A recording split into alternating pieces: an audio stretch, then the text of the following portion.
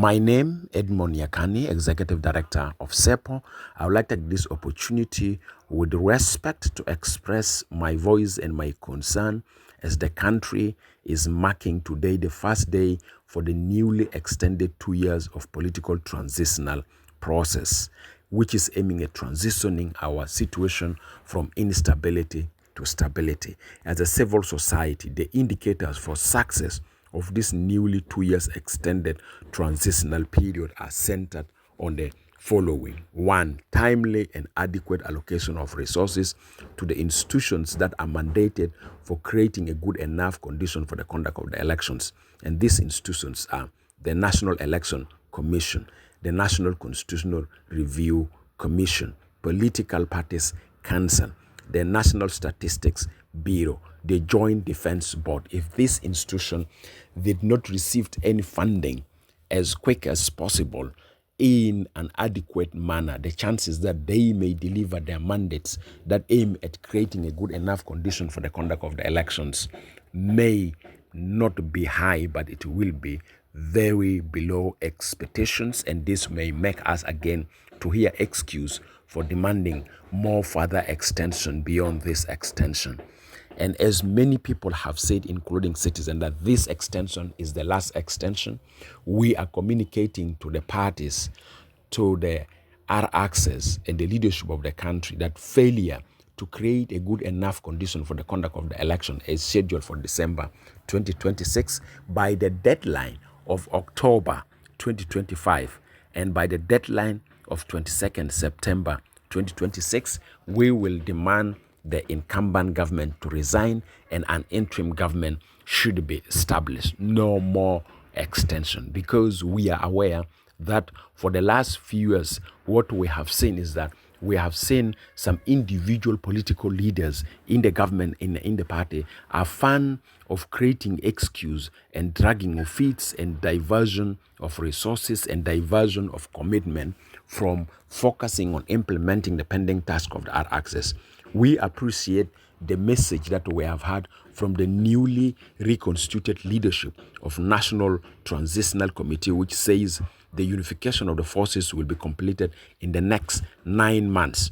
In the past, we have had similar messages, but all of them were in vain. We hope that this newly reconstituted leadership of NPTC will hold the leadership of the parties and lead the country accountable in allocating resources for delivering their plan that they have said in the next 9 months.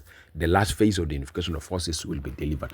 But we also hope that the 9 months will result in the conduct of population census, if it is possible, and then making sure constitutions come to force if it is possible, because the electoral law has a calendar that contradicts some of these conditions that are required for the creation of conducive environment for the conduct of the election by December 2026. For example, the electoral law does not match with the calendar for the constitutional making process, does not match with the calendar for the conduct of the population census. Likely, if there's no political commitment, may also not match with the calendar for the unification of the forces.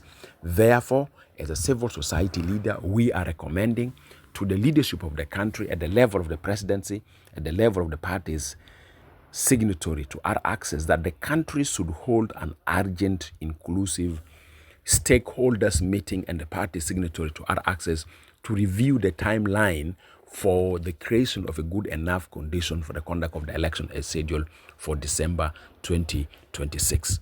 We as an organization from now on will hold monthly briefing on performance of the government in delivering the pending task of the R-ARCSS within the 2 years, but also will have a quarterly transitional indicators on the party's compliance and non-compliance with the implementation of the pending tasks for creation of good enough condition for the conduct of the election as scheduled for December 2026.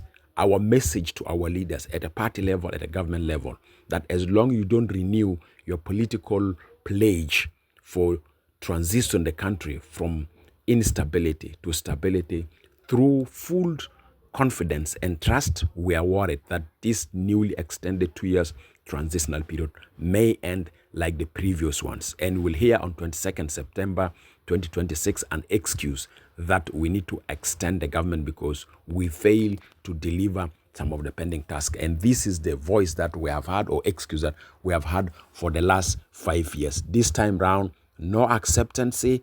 The incumbent government should resign. An interim government should be established as a peaceful and non-violent call. And as a reminder for your political commitment, you must demonstrate political responsibility and accountability this time round. We will never keep quiet. We'll keep on demanding you to commit yourself for creation of good enough condition for the conduct of the election as scheduled for December 2026. And remember, we need to have unrestricted civic and political space for us to continue constructive and responsible conversation among ourselves as South Sudanese as we are working towards the transitioning of the situation from instability to stability. Thank you very much.